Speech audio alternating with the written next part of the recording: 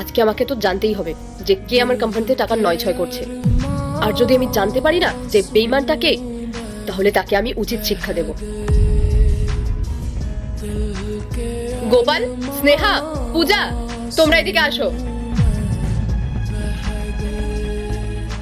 হ্যাঁ ম্যাডাম, আপনি আমাদের ডেকেছিলেন? হ্যাঁ, আমি ডেকেছি তোমাদেরকে। আর তোমরা তো জানোই যে সামনে পয়লা বৈশাখ আসছে, তাই আমি ভেবেছি নতুন বছর উপলক্ষে আমি তোমাদেরকে 2 দিনের ছুটি দেব। ছুটি নিয়ে যে যার বাড়ি যাও আর নতুন বছর খুব ভালোভাবে উদযাপন করো। আর এই মিষ্টির বক্সটা ধরো। Thank you ma'am. এটা তোমার। এই নাও Gopal. Thank you ma'am. Thanks ma'am. Ma'am, আরে ম্যাম ম্যাম বলছি, মিষ্টিগুলো দেখে খুব দামি মনে হচ্ছে। আমরা তো এরকম মিষ্টি কোনোদিন খাইও নি। Thank you so much ma'am আপনাকে।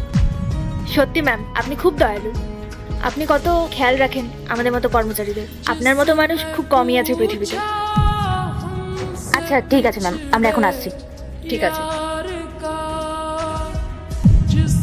কি হলো গোপাল, তুমি এখানে দাঁড়িয়ে রয়েছো কেন? তুমি বাড়ি যাবে না?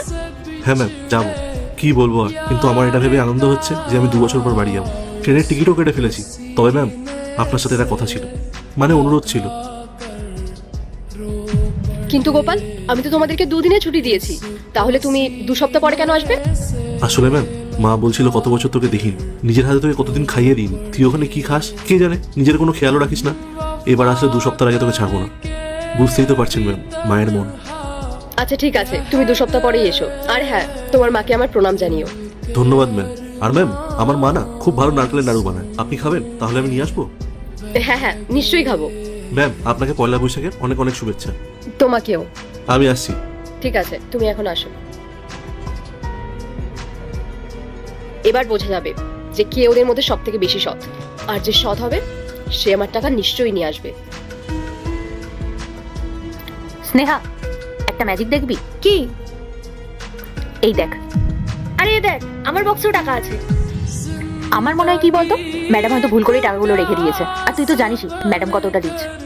এই টাকাগুলো ওনার কাছে কিছুই না, কিন্তু আমাদের কাছে এই টাকাগুলো অনেক কিছু। হ্যাঁ, 1 বছর কাজ না করলেও আমাদের চলে যাবে। হ্যাঁ, তুই ঠিক বলেছিস। ম্যাম মনে হয় ভুল করেই রেখে দিয়েছে। চল ম্যামকে টাকাগুলো দিয়ে আসি। আরে তুই পাগল নাকি? ম্যাডামের সাথে দেখা করতে কত ক্লায়েন্ট আসে, ওদেরকে বেশি টাকা বলে আমরা কম টাকা দিই। এসব করতে কতটা মাথা কাটাতে হয় বলতো? আর কিছু না করেই দেখ, এতগুলো টাকা আমাদের হাতে চলে আসলো।